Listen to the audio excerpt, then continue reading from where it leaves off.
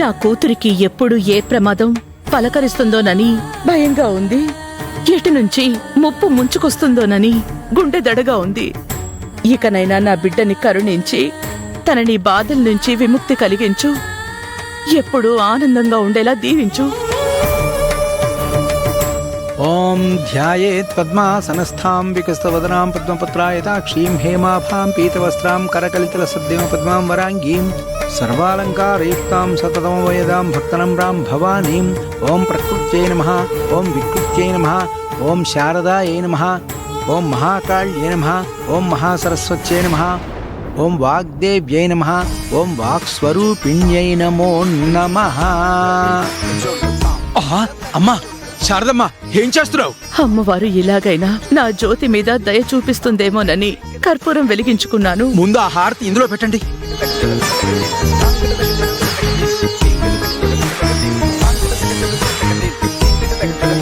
చూడు శారదమ్మ, ఈ జగన్మాత లోకానికే తల్లి. ఎవరు ఎన్ని కష్టాలు అనుభవిస్తున్నారు, ఎవరు ఎందుకు బాధపడుతున్నారు అమ్మవారికి తెలీదా? కర్మానుసారం మనిషి జీవిత చక్రం నడుస్తుంది. తలరాత సుఖదుఖాలను నిర్ణయిస్తుంది. విధికి తల వంచి దైవాన్ని స్మరిస్తూ మంచి రోజు కోసం ఎదురు చూడాలే తప్ప ఎంత వేడుకున్నా కర్మఫలం తొలగందే బాధలు తొలగిపోవు. కావచ్చు పంతులు గారు, కాని కన్న తల్లిగా నా కూతురికొస్తున్న సమస్యలు చూసి ఎలా తట్టుకోగలను? చావు ఎట్నుంచి తన్ని పలకరిస్తుందేమోనని భయపడుతూ ఓర్పుతో ఎలా ఉండగలను? 1 కాదు 2 కాదు, 25 ఏళ్లు నేను నా కన్న బిడ్డలకి దూరంగా ఉన్నాను. ఈ మధ్యనే వాళ్లు నాకు దగ్గరయ్యారు. ఇదంతా విధిరాత అని సరిపెట్టుకున్నాను. కర్మఫలమని సర్ది చెప్పుకున్నాను. ఆ దేవుడు నా జాతకాన్నే నా కూతురికి రాసి పుట్టే బిడ్డకి 6 ఏళ్లు దూరంగా ఉండాలి అంటుంటే, అడుగడుగునా గండాలు ఎదురవుతుంటే ఎలా సర్ది చెప్పుకోమంటారు? ఎలా సరిపెట్టుకోమంటారు పంతులు గారు? నీ ఆవేదనని నేను అర్థం చేసుకోగలను శారదమ్మ. కానీ నిమిత్త మాత్రులం, మనం ఏం చేయగలం చెప్పు? అలా అనకండి పంతులు గారు. ఏం చేయగలమని చేతులు ముడుచుకుని కూర్చోలేం కదా. సమస్యని సృష్టించిన దేవుడే పరిష్కారాన్ని పుట్టిస్తాడు.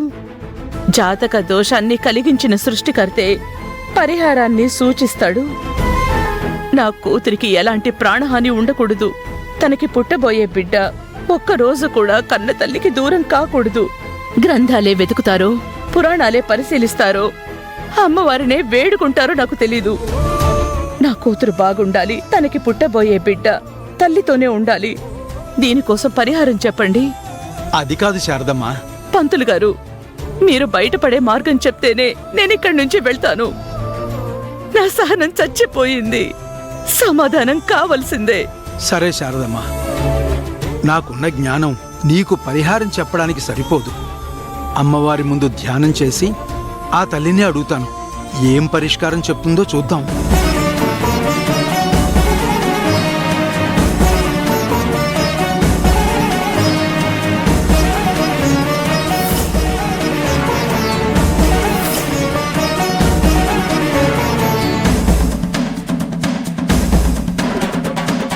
నేనడిగిన ప్రశ్నకి అమ్మవారు సమాధానం ఇచ్చారు శారదమ్మ. ఏంటది పంతులు గారు? మృత్యుంజయ హోమం చేస్తే ఫలితం ఉంటుందా అని అడిగాను. ఉందనే బదులు వచ్చింది. మన ప్రయత్నం మనం చేద్దాం శారదమ్మ. తరువాత అమ్మవారి కృప. సరే పంతులు గారు, అలాగే చేద్దాం.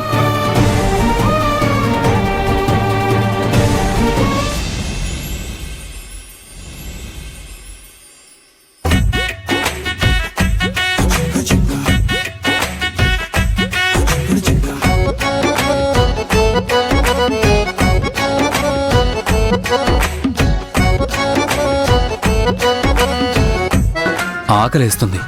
ఈ తెక్కదాన్ని ఏదైనా చేసేవమని అడుగుదామంటే నిప్పి మీద ఎండుమిర్చి వేసినట్టు చిటపటలాడుతుంది.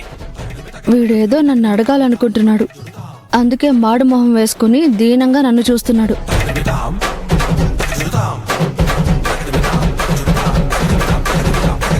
అమ్మయ్యా, వీళ్ళని అడ్డం పెట్టుకుని ఏమైనా తినాలి లేదా కాఫీ అయినా తాగాలి. హలో బ్రదర్, రండి జ్యోతి. రాకా శ్రావ్య. Hi brother. హాయ్ చెల్లి. కూర్చో. కూర్చో అక్క. యా. మీ అక్క బావ వచ్చారు, తినడానికి ఏమైనా తీసుకురాపో.